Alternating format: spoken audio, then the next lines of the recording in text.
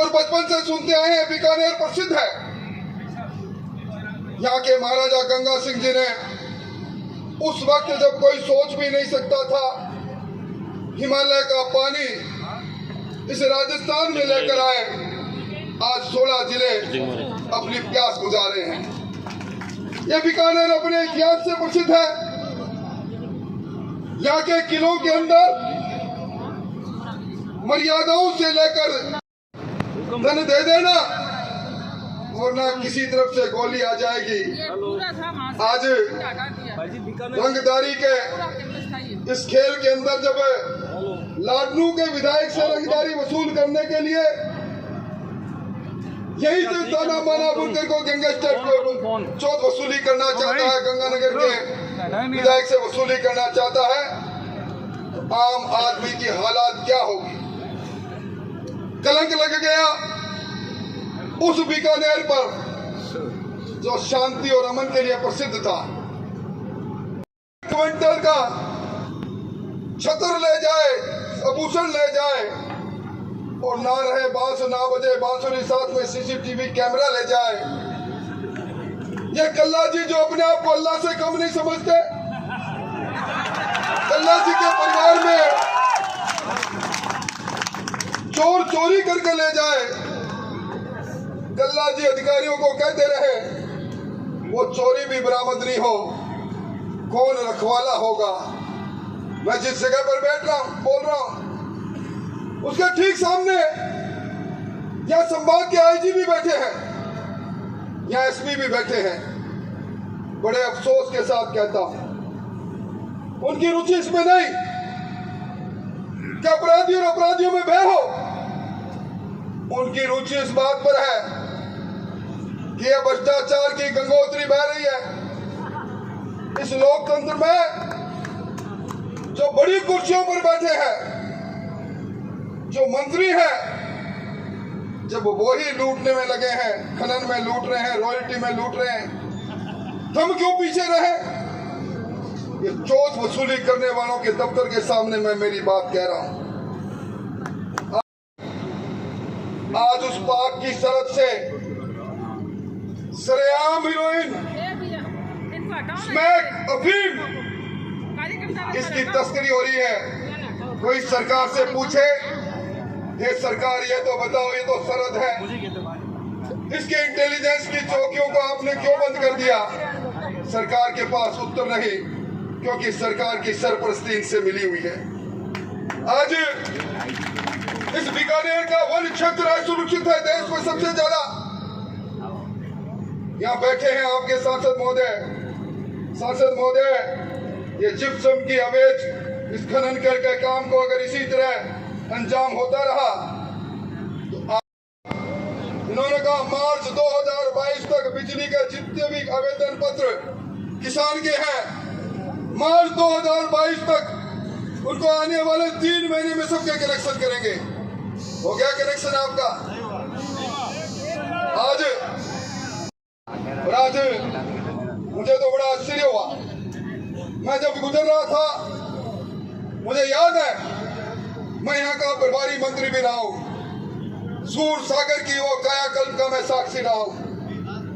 सूर सागर, ऐतिहासिक सूर सागर आज किस हालत में है, अपनी दुर्दशा के लिए क्यों रो रहा है। और ये आपके, जब मैं एलिवेटेड रोड की बात कर रहा था तो रेलवे बाईपास को लेके कल्ला जी धरने पर बैठ के धरना ज्ञापन देने भी आए। कल्ला जी, अब तो आपकी सरकार अल्लाह के पास जाने वाली है, जवाब दो दो। आप उस समय धरना दे रहे थे, क्या हुआ उस रेलवे बाईपास का। आपने कहा था कि मैं हाईकोर्ट की बेंच लेकर आऊंगा, किसने मना किया कल्ला जी।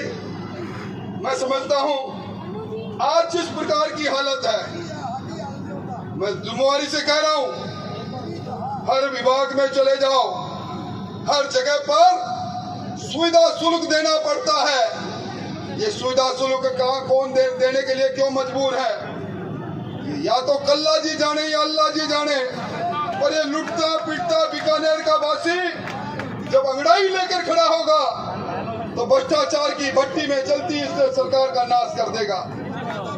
अभी यहाँ सुनी ने एक बात उठाई, 92 विधायकों का आजकल मुख्यमंत्री जी फिर एक बार दिल्ली के दूत के साथ चर्चा कर रहे हैं। एंटी इनकम्बेंसी है कि नहीं, आपके इलाके के अंदर कोई दिक्कत तो नहीं, दोबारा सरकार कैसी आएगी चर्चा कर रहे हैं। अभी मैं बात कर रहा हूँ, उस समय भी एक एक करके एमएलए को बुला रहे हैं। मुख्यमंत्री जी यही दूत आए थे, आप 92 विधायकों का त्याग पत्र, ये हमारे वाले सीपी नहीं, दाढ़ी वाले सीपी जोशी के बाद लेकर चले गए थे। और जब मैंने इस बात को हाई कोर्ट में डबल बेंच में मैंने एक रिट के माध्यम से आर्गू किया, 90 दिन बाद बोले कल्ला जी ने भी त्याग पत्र दिया था। बोले हमने स्वेच्छा से त्याग पत्र नहीं दिया। मैंने कहा किसके दबाव से दिया, कौन थी वो अध्यक्ष शक्तियां। और अब मेरे सामने अभिषेक मनु सिंघवी को लेकर आए थे, एक पेशी आधे घंटे की पेशी में 32 लाख रुपए। और सीपी साहब सही कह रहे थे, जयपुर बम ब्लास्ट में अभी एक सप्ताह पहले आपने अखबारों में पढ़ा होगा, जोशी जी ने हमें कहा जाकर रिट करके आओ। सुप्रीम कोर्ट में हम गए और जयपुर बम ब्लास्ट के अंदर 71 लोगों की जान गई, 185 लोग घायल हुए, कोई नामचीन वकील नहीं आया। डिस्ट्रिक्ट कोर्ट ने सजा दी और हाई कोर्ट ने कहा लचर पैरवाई के कारण, साक्ष्य को प्रमाणित नहीं करने के कारण हम इनको बरी करते हैं। ये 71 लोगों की आत्मा, 71 लोगों के जो प्राण बिना किसी कसूर के गए, इसकी डाह सरकार को खा जाएगी। और मैं मेरी बात को ज्यादा लंबी नहीं कहूंगा, पर ये किस्सा कुर्सी का तो भाई गजब ही चल रहा है। ये तो खत्म ही नहीं हो रहा है, फिल्म बड़ी लंबी चल गई। इसके नायक है गहलोत साहब, डटा रहूंगा कुर्सी पर, और खलनायक है हमारे सचिन पायलट जी, उत्तर बट्टा मेरी बारी, पर सारी आ नहीं रही। मैं समझता हूँ अभी सीएम साहब ने एक बार कहा था सचिन जी के लिए, तो नक्कारा भी हो निकम्मा भी हो, पर तुम्हारी रगड़ाई भी कम हुई है। मैं समझता हूँ रगड़ाई तो अब समय आ गया। मैं बीकानेर वाला हूँ, अब के थोड़ी सी मशीन रगड़ाई कर डालो, अब के दिखना नहीं चाहिए यहाँ से एमएलए। पिछली बार कुछ एमएलए पैदा हो गए, कुछ हालात ने पैदा कर दिए, कुछ भ्रम ने पैदा कर दिए। इस बार मुख्यमंत्री जी खुद कह रहे हैं रगड़ाई, तो रगड़ाई कांग्रेस की होगी।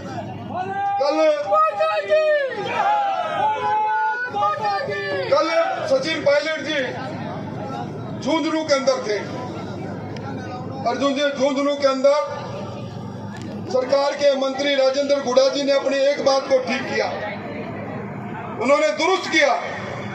उन्होंने कहा मैंने गलती से पहले कह दिया था, इस बार एक फॉर्चूनर जीते लोग आएंगे, चारों धामों की यात्रा करें, पर कांग्रेस के इतने लोग जीतेंगे जितने एक फॉर्चूनर में आते हैं।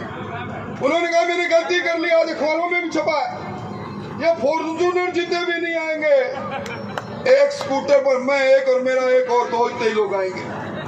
ये बात मैं कहता तो बुरा लगता, मैं भविष्य वक्ता भी नहीं हूँ, पर मंत्रिमंडल का सदस्य संयुक्त दायित्व से मंत्रिमंडल काम करता है। संविधान के आर्टिकल 164 में लिखा है मंत्रिमंडल का सदस्य ये बात को कहता है।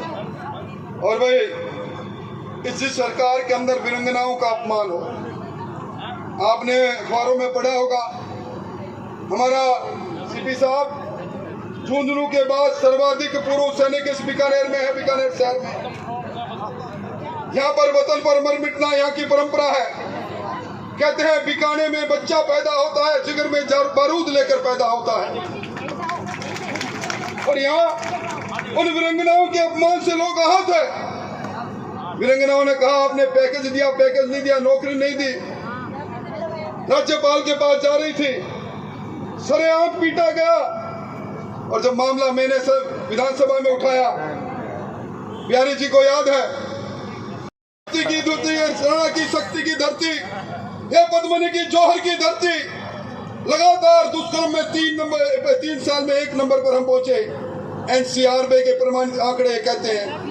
उस समय जिन मंत्रियों ने कहा था रुको मैं बताता हूं बलात्कार क्यों ज्यादा होते हैं, ये मर्दों का प्रदेश है, उसी मंत्री ने कहा वीरंगना जो मांग कर रही है कि मेरे परिवार में और कोई नहीं, मेरा बेटा छोटा है, मेरे देवर को नौकरी दो, देवर के नाते चलेगी।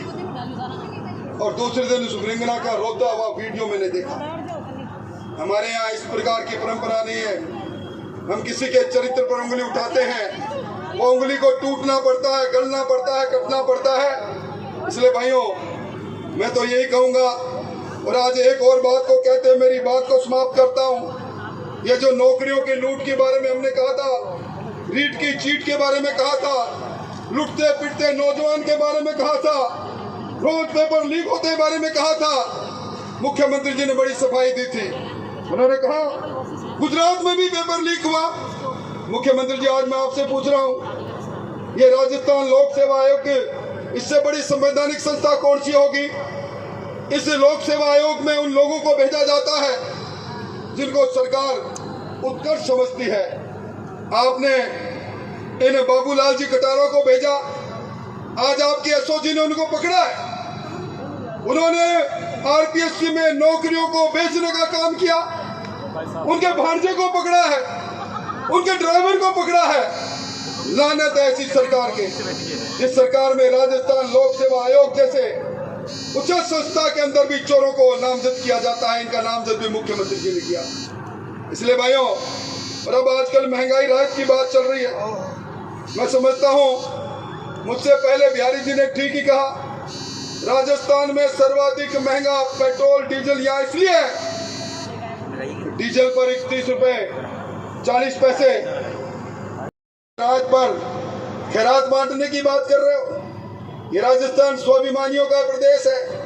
अब कह रहे हो 100 यूनिट बिजली फ्री लेनी है तो आओ मेरे कैंप में। अब कह रहे हो महिलाओं आओ तो स्मार्ट टेलीफोन दूंगा। अब कह रहे हो जब सरकार आचार संहिता से 6 महीने दूर है, अन्नपूर्णा की किट दूंगा। गहलोत साहब, अब आपके दिन लद गए। राजस्थान के आवाम ने आपके चेहरे से नकाब को खींच लिया है। अब समय इस बात का है, समय का काल चक्कर घूमेगा। वोट की चोट से इस सरकार को परास्त करने का काम हम सबको मिलकर करना है। आज इतनी बड़ी संख्या में मैंने पहली बार देखा है। इस बीकानेर को परिवर्तित करते देख रहा हूं मैं। मुझे कई सालों से सार्वजनिक जीवन में हूं, कुछ चेहरे पढ़ना भी आता है। जब चेहरों पर निगाह जाती है तो लगता है मन में कसक भी है, मन में गुस्सा भी है, मन में बदला लेने की इच्छा शक्ति भी है। बस समय का इंतजार है, वो समय आएगा। सीपी जोशी साहब की अगुवाई के अंदर, ये बीकानेर के अंदर हम नया राजनीतिक इतिहास रचेंगे। इन चोरों की विदाई होगी, चोरों लुटेरों की सरकार की विदाई करेंगे। आओ इसी संकल्प के साथ हम सब लोग, सीपी साहब ने कहा ना सोए हैं ना सोने देंगे,